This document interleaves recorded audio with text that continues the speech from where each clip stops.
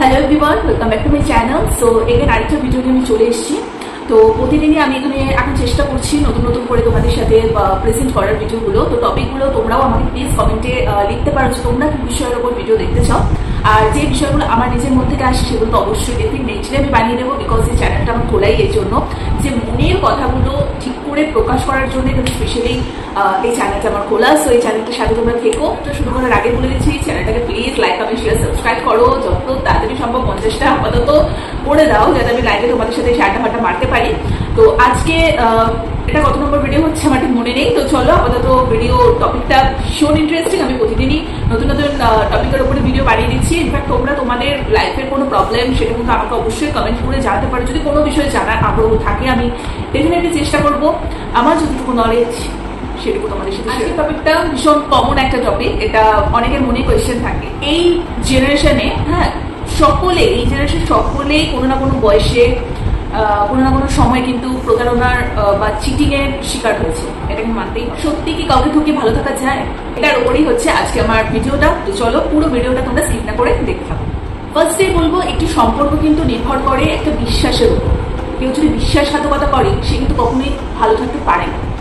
কখনো যদি তোমার মনে হয় তোমার অপরপক্ষের মানুষ তোমার সাথে চিট করছে, এরকম যদি কখনো আন্দাজ করতে পারো, তখন না মনের মধ্যে কথাগুলোকে জমিয়ে রাখবে না। তাকে সামনাসামনি বসে খোলাখুলি ডাইরেক্ট জিজ্ঞেস করো, তোমার মনে যে কথাটা রয়েছে সেটা জিজ্ঞেস করো। সেটা সত্যি নাও হতে পারে।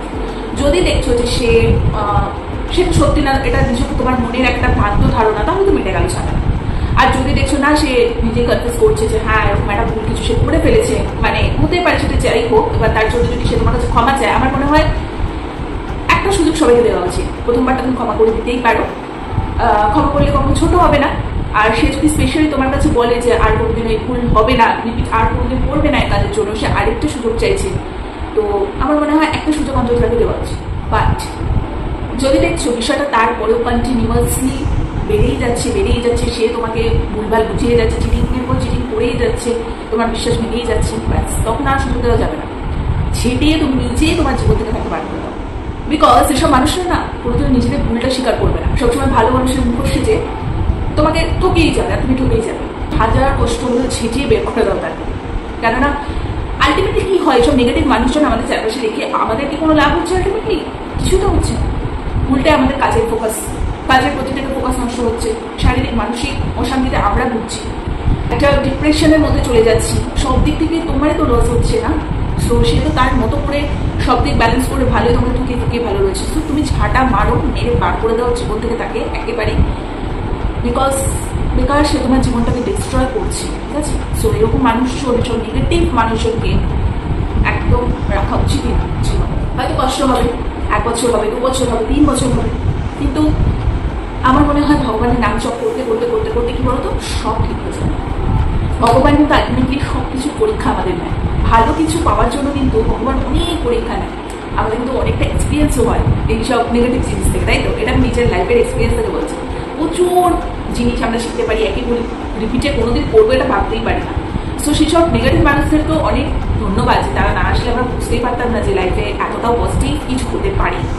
আর সে যদি দেখো কোনো একটা পর্যায়ে গিয়ে ছেড়ে দেওয়ার পরে তোমার কোনো একটা পর্যায়ে গিয়ে তোমার কাছে কাঁপতে ভূমিতে করছে, আবার নাটক মারতে ক্ষমা চাইছে বা কিছু, তখন মন থেকে আমি জানি সেটা কখনোই আসা সম্ভব না। কেননা আমরা সাধারণত তাদেরকে ঝাঁটা মেরে কখনো জীবন থেকে বার করে দিই। নিশ্চয়ই এমন কোনো সিচুয়েশনে গিয়ে বিষয়টা আটকায়, দাঁড়ায় গিয়ে, যেখান থেকে আমরা বাধ্য হই। সুতরাং সেই বাজে জিনিসগুলো সবসময় মনে করবে, এবং সে যদি আবারও রিপিটেডলি তোমার কাছে এসে ক্ষমা চায়, তাহলে মন থেকে ক্ষমা না করতে পারলেও মুখে বলার কথা একটা ক্ষমা করেছি বলে দেবে।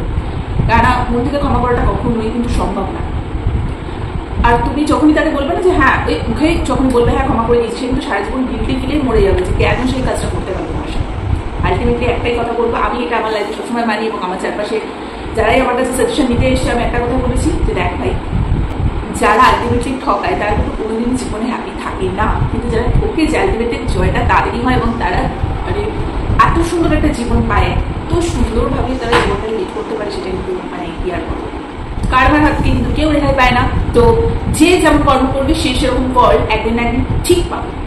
সো নিজের মতো নিজের কাছে এগিয়ে যাও, বিন্দাস থাকো, হয়তো একটু কষ্ট হবে, বাট সিচুয়েশনের সাথে সাথে ভগবানের নাম করো, সবসময় ভগবানের নাম জপ করতে থাকো। আমি সবসময় কিন্তু এটা বলি, আমার নিজের লাইফ এক্সপিরিয়েন্স থেকে বলছি, প্রচুর হেল্প করে, প্রচুর হেল্প, সিরিয়াসলি। আর স্পেশালি আমি রাধাপুরের দীক্ষিত, তো ওনার দীক্ষা নেওয়ার পর আমি শ্রী কৃষ্ণদেবের আরও এত কাছে চলে এসেছি, এত পজিটিভ হয়ে গেছি এখন। মানে যার জন্য আমি সবসময় বলি না যে আমার জীবনে কোনো নেগেটিভ মানুষের আমি কোনো কিছুই আমি সহ্য করতে পারি না, মানে কোনো নেগেটিভ জিনিসই আমি আমার ধারে কাছে রাখতে পছন্দ করি না। সেটা আমার বন্ধু বান্ধব সার্কেলই বলো, আমার ফ্যামিলি সার্কেল বলো, বা যেসব নেগেটিভ মানুষজন আছে সব দিক দিয়ে আমি বলছি কথাটা। যারা নেগেটিভ আমি জাস্ট সেখান থেকে বেরিয়ে চলে আসি। হরে কৃষ্ণ, রাধে রাধে। ভগবান সবাইকে মঙ্গল করুক, সকলকে সুবুদ্ধি দিন। আর যে যার কর্ম করতে থাকো, তুমি সৎকর্ম করে যাও, তুমি কাউকে ঢুকিও না, বেশ তাহলেই হবে। তো যাই হোক, আজকের এই ভিডিওটা যদি তোমাদের ভালো লেগে থাকে একটা শেয়ার সাবস্ক্রাইব করে দাও। আমি নিজের মতো করে তোমাদের সাথে একটু শেয়ার করার চেষ্টা করলাম, কেমন লাগলো অবশ্যই জানিও। তোমাদের প্রবলেমগুলো আমার সাথে একটু কমেন্টে তোমরা শেয়ার করতে পারো। চলো আজকে আমাদের এখানেই টাটা।